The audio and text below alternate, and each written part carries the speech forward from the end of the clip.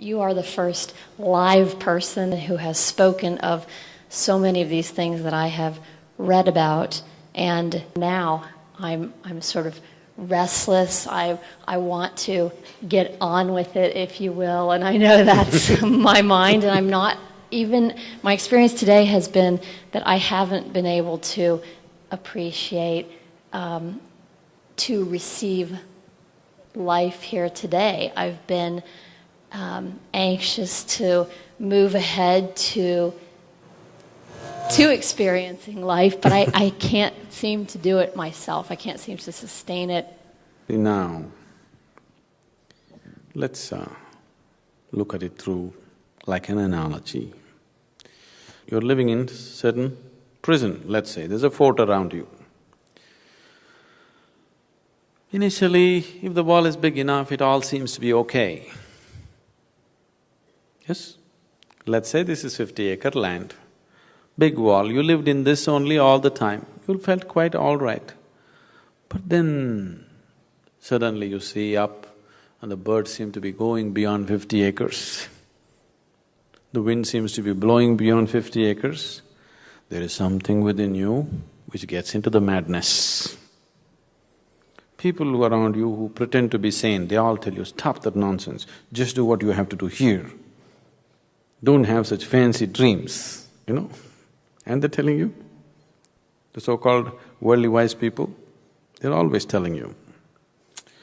But you cannot suppress this. If you suppress this, you will suffer. If it doesn't find expression, you will suffer. But if it seeks expression, you will suffer even more. A seeker suffers much more than others because now he knows the pain of ignorance. Most people in the world do not know the pain of ignorance. If you do not know the pain of ignorance, you have no real longing within you, isn't it? You are the kind, if you eat a pizza, you are happy. I'm not saying you should not enjoy your pizza. It's just that if you eat a pizza, you think life is fulfilled. Now you still don't know the pain of ignorance. You think by eating, sleeping or indulging in this pleasure or that pleasure, life is complete. You still do not know the pain of ignorance. The pain of ignorance should tear you apart. Then the longing to know becomes intense. If the longing to know becomes intense, it is just one moment.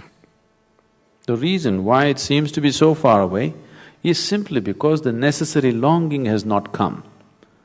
It is just off and on longing, accordingly off and on experience. If the longing becomes so intense that till I know I cannot sleep, I cannot eat, I cannot breathe, if it becomes like that, just in one moment you will know.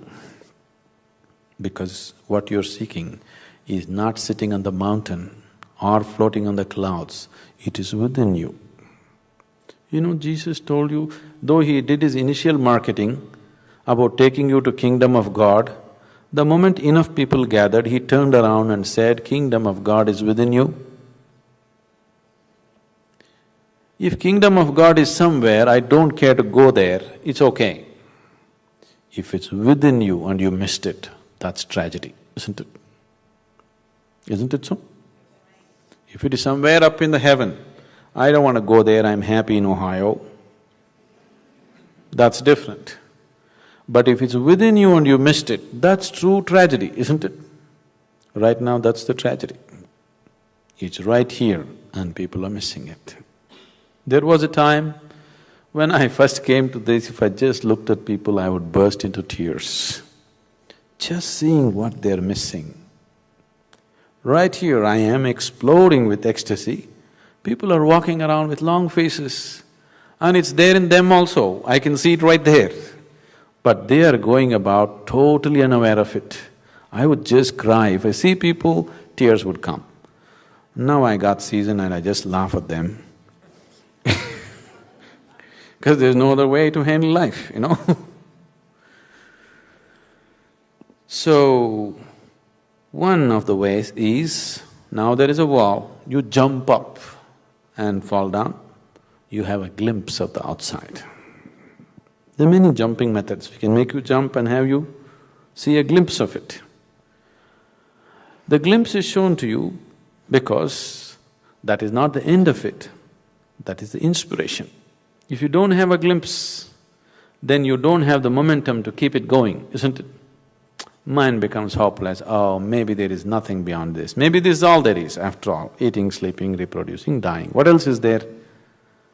This is all there is to life. You'll try to convince yourself. So a little glimpse is given so that now suddenly everything here becomes stale. You want to know something there. The glimpse is only an inspiration to give you the necessary momentum to go on with life, to go on with the search and seeking. Now, jumping and looking beyond the wall was good at one time. After some time it becomes frustrating because it's just one moment looking and falling back again. So what we need to do? Now jumping is not good enough, we need to build a ladder, isn't it? I have always described yoga as a ladder to the divine, because now you're learning how to build a ladder.